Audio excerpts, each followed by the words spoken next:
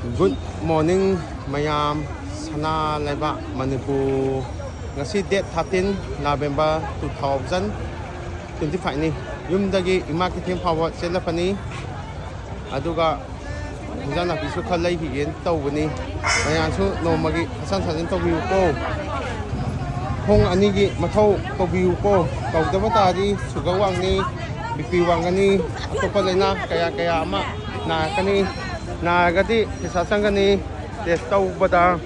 pisa leitagadi thuna sigani mayam insido EMA ini si san chingse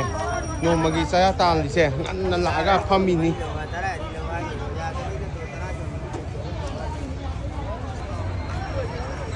Fajana chin bani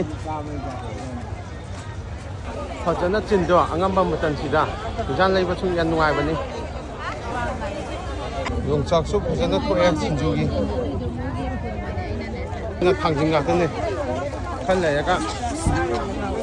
yung chak mayam ma thola ani na manga nga tane mi fajana chin bani mayam nomagi hasan sajin tawbiu ko afoba wakan khansi afoba chinjak chaga nuksisana na laisi aduga afoba thabak tawinasi pangne pakna yai phare